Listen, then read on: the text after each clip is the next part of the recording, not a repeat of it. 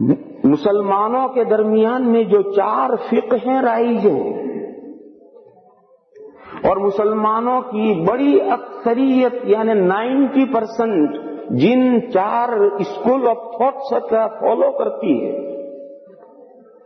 یعنی مذہب فقہ شافعی، فقہ مالکی، فقہ حنبلی، فقہ حنفی، یہ 4 اسکول آف تھاٹ ہے۔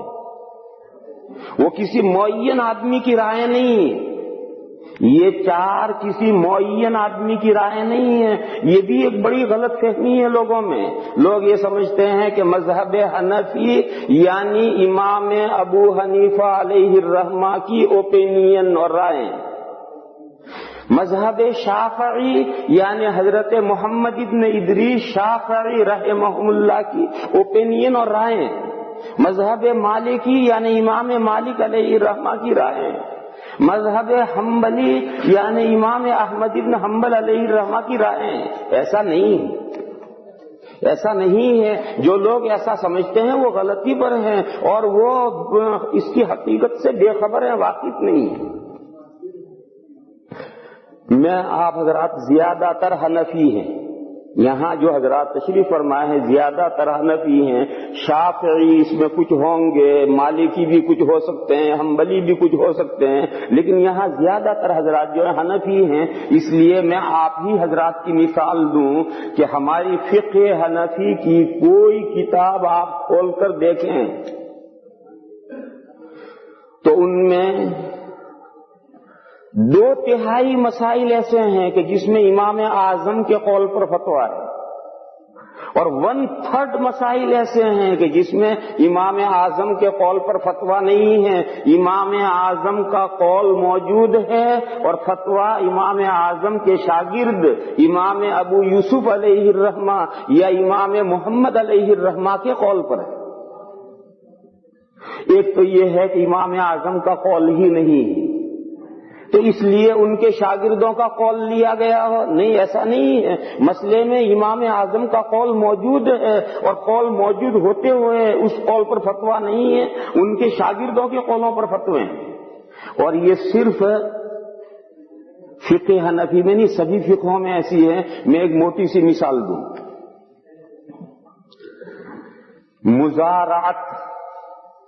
مزارعت کے معنی ہیں اپنی زمین کسی کو بٹائی پر دینا۔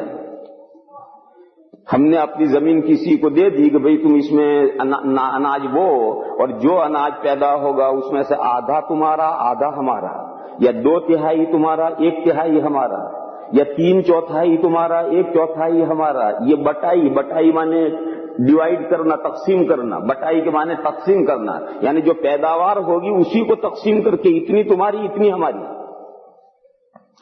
یہ مزارعت امام اعظم کہتے ہیں جائز نہیں، امام شافعی علیہ الرحمہ فرماتے ہیں جائز نہیں، امام اعظم کے نزدیک بھی مزارعت جائز نہیں ہے، امام شافعی علیہ الرحمہ کے یہاں بھی مزارعت جائز نہیں۔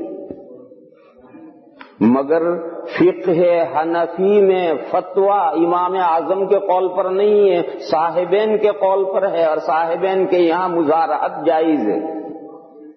اور امام شافعی علیہ الرحمہ کی فقہ میں امام شافعی علیہ الرحمہ کے قول پر فتویٰ نہیں ہے، بلکہ ان کے ایک شاگرد ہیں بویفی رحمت اللہ علیہ، امام شافعی علیہ الرحمہ کے شاگرد ہیں بویفی۔ تو میں یہ کہہ رہا تھا کہ بویفی رحمت اللہ علیہ جو امام شافعی علیہ الرحمہ کے شاگرد ہیں انہوں نے اسے جائز کہا۔ اب بعد کے جو احناف آئے اور بعد کے جو فقہا آئے انہوں نے قرآن و حدیث کو سامنے رکھ کر کے ان اقوال کو تولا کہ کس کا قول قرآن و حدیث سے مدلل ہے۔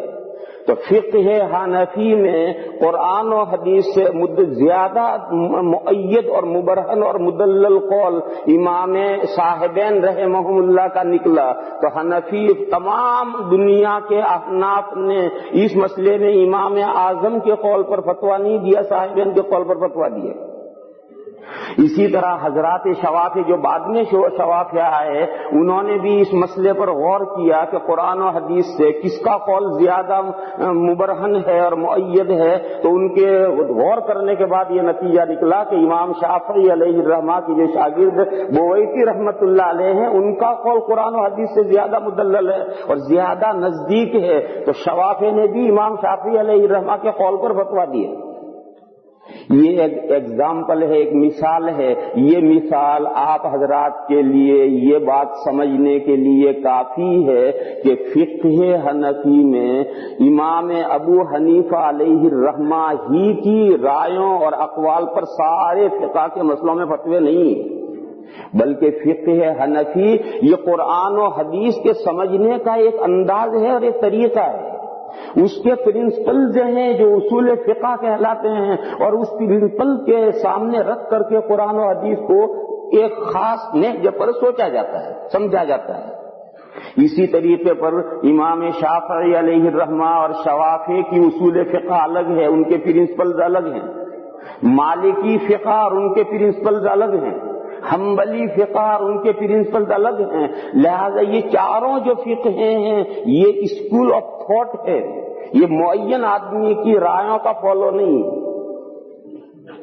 لہذا جو لوگ یہ سمجھتے ہیں کہ تقلید شخصی یعنی ایک ہی آدمی کے پیچھے کیوں چلا جائے، یہاں ذہن صاف کر لینا چاہیے کہ مسئلہ ایک آدمی کے پیچھے چلنے کا نہیں، ایک مکتب فکر کے فالو کرنے کا ہے اور ایک خاص مکتب فکر کے تحت میں چلنے کا ہے۔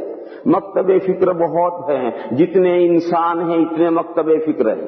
دیکھو دنیا میں مکتب فکر بہت ہیں، سوچنے کے انداز بہت ہیں، جتنے دنیا میں انسان ہیں اتنے مکتب فکر ہیں، اور پہلے بہت سے مجتہدین گزرے اور ان بہت سے مجتہدین کے الگ الگ مکتب فکر تھے، لیکن آہستہ آہستہ ان مکتب فکر کے ماننے والے ختم ہو گئے اور ان چار مکتب فکر کے ماننے والے آج دنیا میں ہیں۔